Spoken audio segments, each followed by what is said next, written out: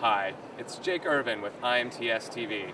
I'm here at the Advanced Manufacturing Center bringing you Shop Talk, a feature we'll be doing every day of the show here at IMTS.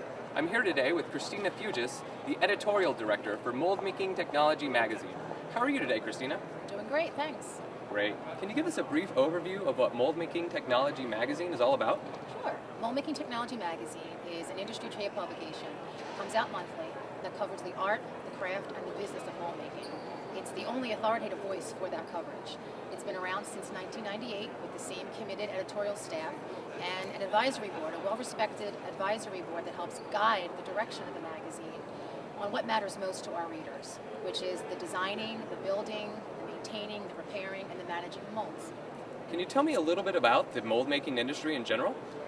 What's interesting about mold making is that as a single industry, it covers several sectors, including electronics, automotive, aerospace, medical, and that establishes it as a strong indicator of the manufacturing base. It also has a global footprint, which puts mold makers in a pretty high-pressure environment where technology is key to keep them efficient. And how is the overall health of the industry right now? Things are pretty optimistic right now, and for the past year and a half, our audience of mold makers in North America have been very busy. Has mold making seen the effects of reshoring? Absolutely, absolutely. Reshoring has been a very strong component to what we'll call a resurgence in mold making the past couple years. We've seen companies bring back molds because they've learned the true cost of offshoring, and other companies replacing overseas molds that just aren't holding up. Now, what are some of the main challenges to this resurgence in the mold making industry? The two main challenges, I would say, are people and technology. And by people, I mean the lack of skilled workforce that we've been hearing about for a while. Mold making is a trade that demands a lot of on-the-floor knowledge that seems to be really hard to find nowadays. So mold makers need to be up on technology at a show like this to probably reduce their labor needs. Not saying that we shouldn't be still creating this next generation of mold makers, but technology can help them adapt to that. Christina, what are some of the mold making technologies that you've seen and heard about that are going to be here or are already here at IMTS?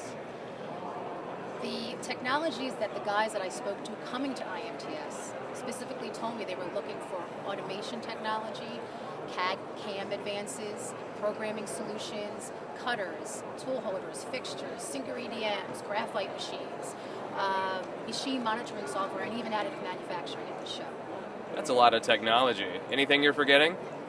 There is a lot.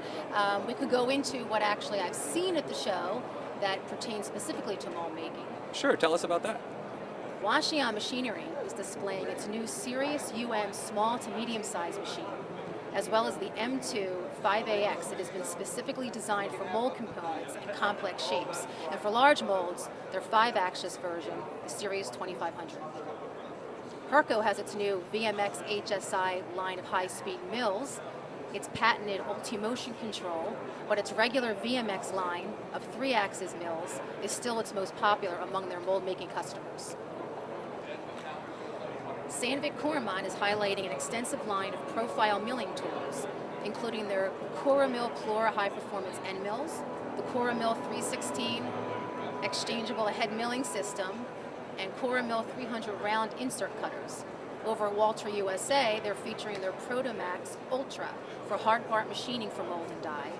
And ISCAR is offering a variety of drilling technology for mold makers. Now, what kind of mold makers are interested in the specific technologies you just mentioned? Our lead time leaders.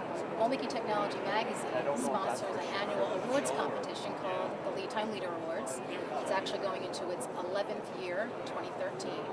And this is a competition where we honor outstanding North American mold manufacturers who demonstrate overall efficiency, innovation, quality, and commitment throughout their entire mold-making operations. The nominees, honorable mentions, and winners of those awards, they're the shops that are investigating and investing in technologies like these. Just like our winners this year, Industrial Molds from Rockford, Illinois, and M&M Tool and Mold from Green Bay, Wisconsin. They both are outstanding leaders in terms of automation, lean manufacturing, and lights out machining. So how would a shop go about being nominated for something like this? It's easy. Just go to moldmakingtechnology.com and fill out a simple entry form. Excellent. Thanks for your time today, Christina. No problem. Well, that's it for Shop Talk from the Advanced Manufacturing Center. Make sure to tune in tomorrow at 1 p.m. We'll be here. We hope you are too. That's Jake Irvin for IMTS TV. Have a great show.